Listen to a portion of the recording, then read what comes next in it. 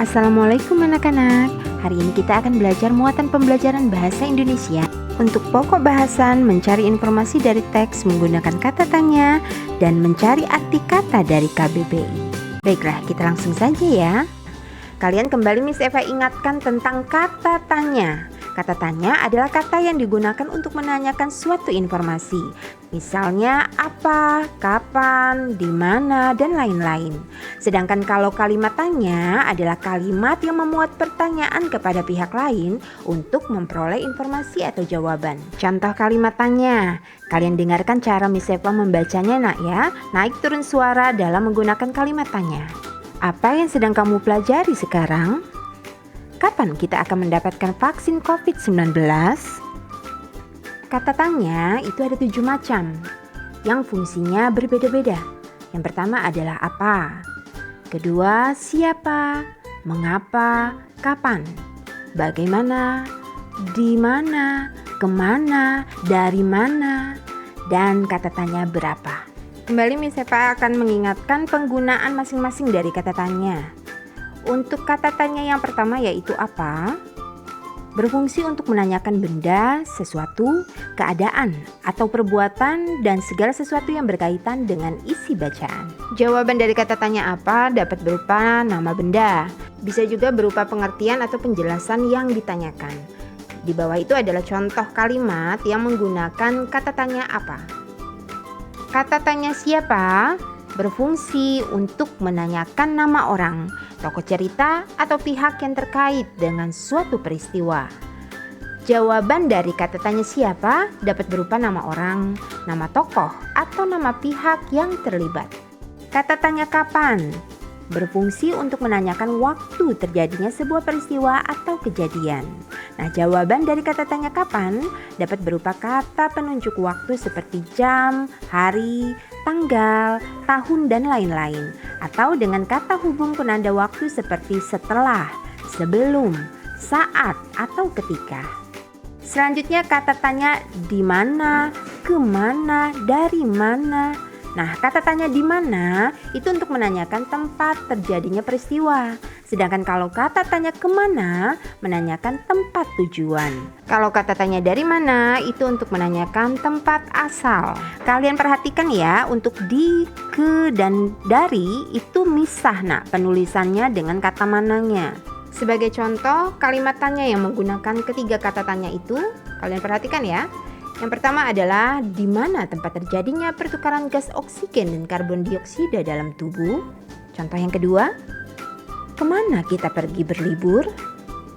Contoh yang ketiga, dari mana kereta itu datang? Nah, anak-anak, kalian perhatikan penulisan di mana, kemana, dan dari mana itu dipisah ya. Selanjutnya penjelasan untuk kata tanya mengapa. Kata tanya mengapa berfungsi untuk menanyakan alasan atau sebab terjadinya suatu peristiwa.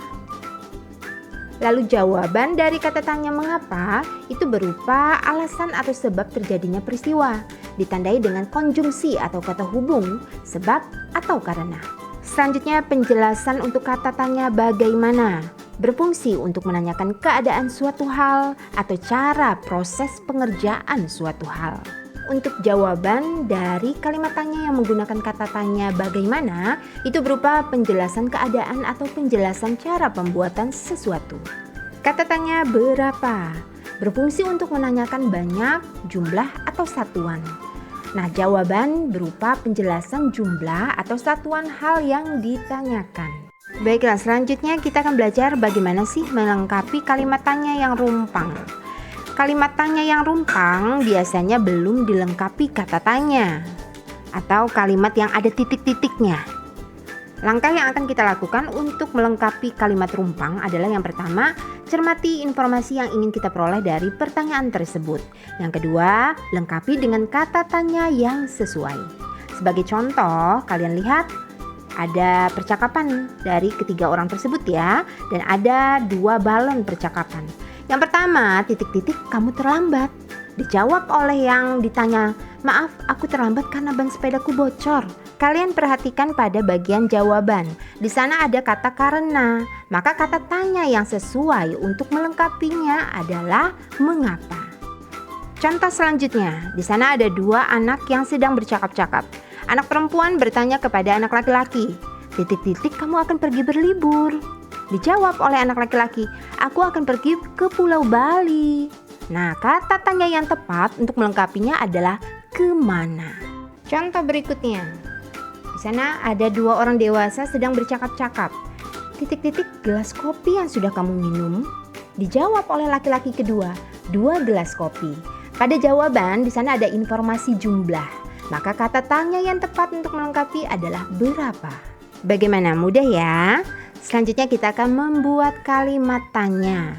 Langkahnya adalah pertama awali kalimat tanya dengan huruf kapital. Kedua, gunakan kata tanya yang sesuai fungsinya untuk mendapat informasi yang kita inginkan. Ketiga, ada baiknya kata tanya diletakkan di awal kalimat tanya. Tapi boleh kamu letakkan di belakang juga, tidak apa-apa nak ya. Yang keempat, akhiri dengan tanda tanya. Selanjutnya kita akan berlatih membuat kalimat tanya. Kalian lihat ya, di sana ada paragraf. Nah, dari paragraf itu kita menginginkan informasi letak dari kali adem itu di mana. Maka kalimat tanya yang bisa kita buat menggunakan kata tanya di mana letak kali adem. Contoh berikutnya.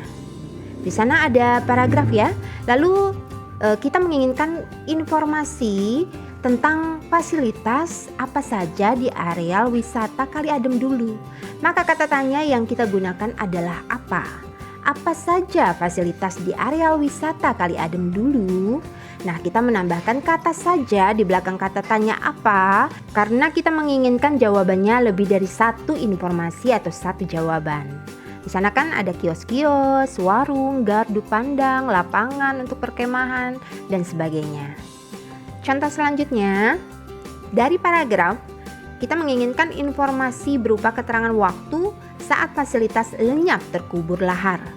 Karena kita menginginkan keterangan waktu, maka kata tanya yang bisa kita gunakan adalah kata tanya kapan. Maka kalimat tanya yang dibuat adalah kapan sebagian besar fasilitas di areal wisata Kali Adem lenyap terkubur lahar? Nah, untuk jawabannya adalah setelah Merapi meletus pada bulan Juni 2006. Contoh berikutnya, dari teks kita menginginkan informasi berupa alasan Indonesia dikatakan sebagai paru-paru dunia. Maka kata tanya, karena dia bertanya tentang alasan, kita bisa menggunakan kata tanya mengapa. Lalu kalimat tanyanya adalah mengapa Indonesia disebut sebagai paru-paru dunia? Dan jawabannya adalah karena di Indonesia terdapat hutan yang sangat luas. Contoh selanjutnya, di sana kalian melihat ada teks ya. Lalu informasi yang ingin kita dapatkan adalah penjelasan cara agar masyarakat Kelurahan Babakan Pasar sadar dengan masalah sampah.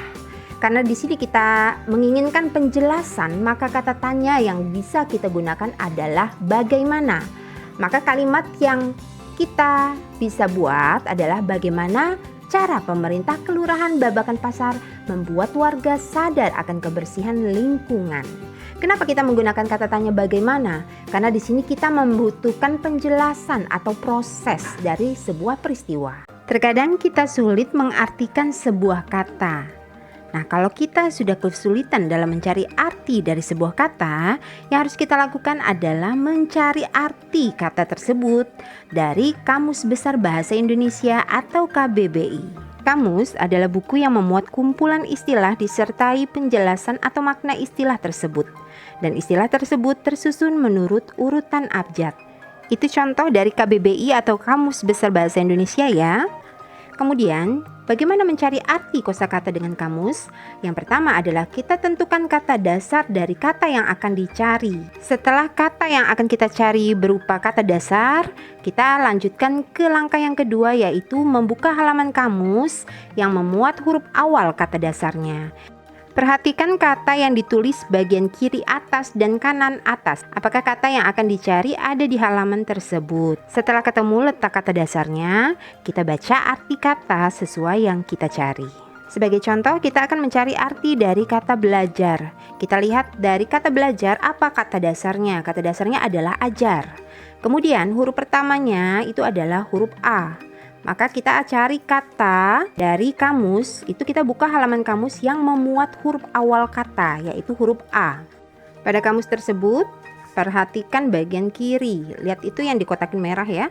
Kiri bagian atas itu adalah huruf A dan kanan bagian atas itu adalah kata abdi. Maka untuk kata ajar itu tidak terdapat pada halaman itu. Langkah yang kita lakukan adalah kita ulangi langkah yang sudah disebutkan tadi nak pada halaman berikutnya sampai ketemu dengan kata ajar. Bagaimana? Sudah mengerti ya? Untuk hari ini Miss Eva akhiri. Wassalamualaikum warahmatullahi wabarakatuh.